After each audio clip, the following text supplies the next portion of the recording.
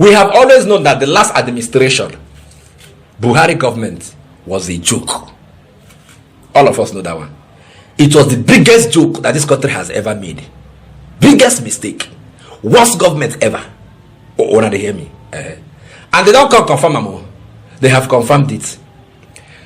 Oh, no, now, as long they, even this government, where they don't they call out the previous government, so don't leave anything for us, so leave everywhere dry, you come out, thief, loot money, everything, go, come out, you understand? So people will work for that government and they don't the reason, how can we redeem the image of our master, Buhari? They don't go write book, working for Buhari. Who write that book? Femi Adesina. One Adesina will be a senior special advisor to the president on media. Now a spokesperson, send for your screen. I'll be Femi something. Now a name, look out for your screen, even if I don't get the name, now in your screen. They don't go write the book, working for Buhari.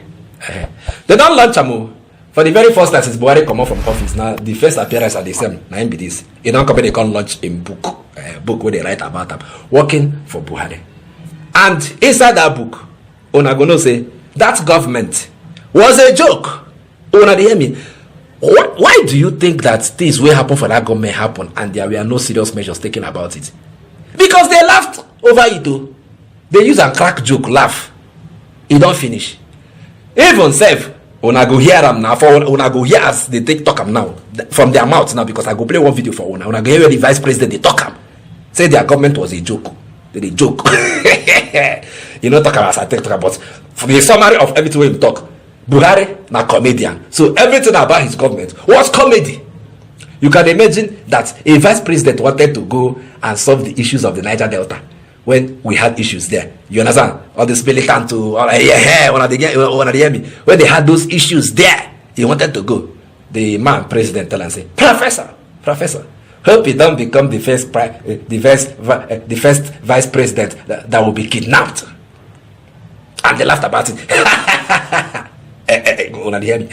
So now all those kind of joke, they just they crack. So nothing. You go say they kill people for Plateau State. They go say, now only for Plateau State. How did they die? Were they roasted or were they boiled? All those kind of now the joke when they use us they crack. So they never took anything serious. And una go hear them for the mouth of the vice president during the Buhari time. What's his name? Professor Yemi Oshibanjo. Una go watch the video finish up because I no go talk again. Just watch up, finish the video. Then come tell me what you think in the comment section.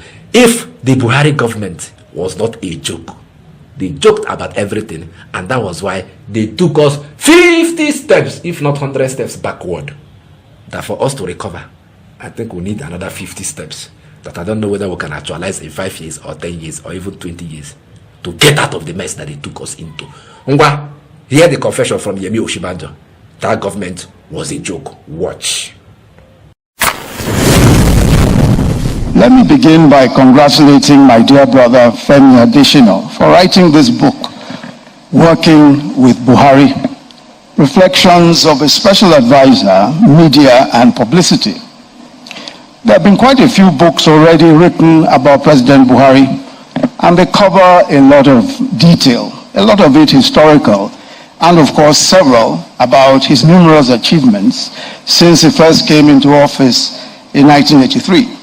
But the reason why this personal account will be interesting for those who read it, and I have had the particular good fortune of having read it before today. The reason why this is particularly interesting is because even after 8 years of being president, President Buhari, and so many books written, President Buhari still remains an enigma to many Nigerians who want to understand who really is President Buhari. Not the public persona, but who is he as a person. And I think Femi Adesina has done a great job, especially in covering an aspect of the former president that is not well known, which is his sense of humor, his ability to tell a good joke and to take a good joke, his ability to laugh at himself. I have a long repertoire of Buhari jokes, and Femi has helped me to add a few more, and one day soon we will launch a book, this time not working with Buhari but laughing with Buhari. But permit me to share a few anecdotes. Femi Adesina writes that on the day that the then President Buhari, this was his first day in office at the villa, he requested him to meet with journalists accredited to the villa in the State House Press Gallery. And the President came in, he shook hands with them, with all the journalists, and as they introduced themselves, he had something to say to each of them. Then when Juliana Taiwo Obaloye introduced herself as representing the Sun newspapers, the President said, warn your cartoonist. My chin is not as long as he usually makes it.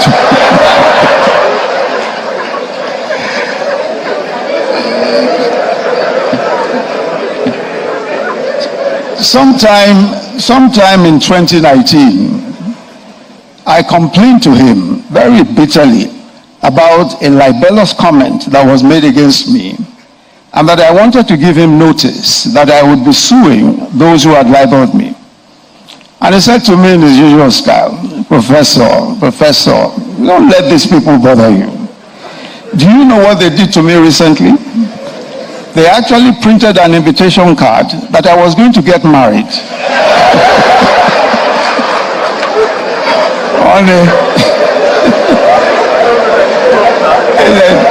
on a Friday at the National Mosque.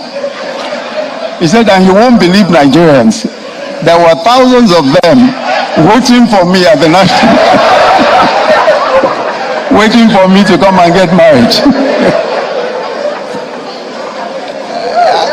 And to tell you that President Buhari was always ready to laugh at himself. Of course, we've heard already from General IBM Haruna, retired, of how, when he was being criticized about his journeys and all that. But the second part of that story is that Femi also additionally tells a story of how, following his overseas trips, which were criticized, by the press, in an opinion piece in a newspaper criticizing his travels abroad, the headline was, when will President Buhari visit Nigeria? End of quote.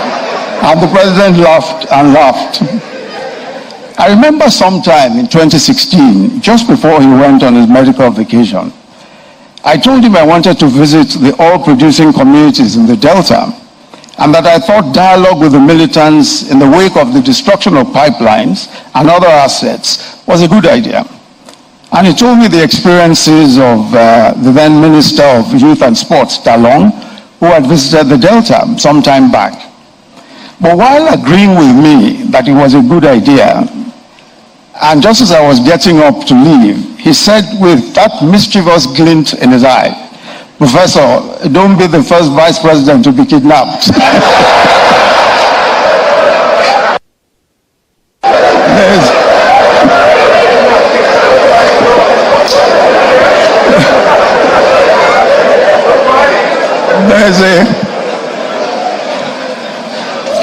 There's a story that the president likes to tell, and it is about the German sentry.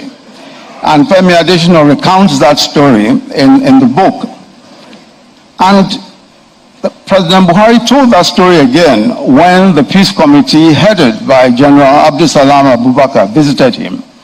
And also in that team were the Sultan of Sokoto and Bishop Hassan Kuka. They had come to appeal to him and that the anti-corruption war should be waged within the ambit of the rule of law. The president listened patiently and then responded, in the military there used to be a joke about the German sentry. And he then explained that when a sentry is on duty at night, an ordinary sentry, and he hears any movement in the dark, he would back out. Who goes there? Advance to be recognized, with his gun ready. He will then interrogate the person, and if he tells an acceptable story, he waves the person on. But the German sentry is different. When he hears a movement in the dark, he immediately lets out a volley of shots, and then he shouts, who went there? Of course. Of course, there will be absolute silence because he's already killed the person. The president then explained to his audience that when he came as a military ruler, he was like the German sentry. I packed all the people who were suspected of corruption and kept them in protective custody. And I told them that they were corrupt until they could prove themselves innocent. But now, under a democratic setting, I see corrupt people going around in Rolls-Royce cars, but they remain innocent until I can prove them guilty.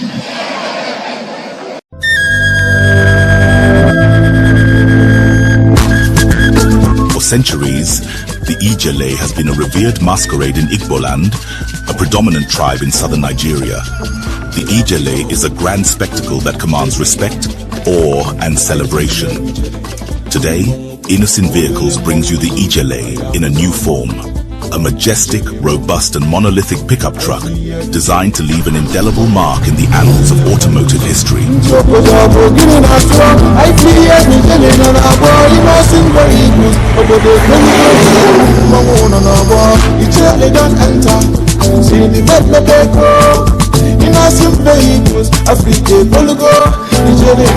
The Innocent Ijele is equipped with a powerful 3.0 L-turbo engine and 4WD to conquer any terrain with ease. Make way for the Innocent Ijele, Innocent Vehicle, the pride of African roads.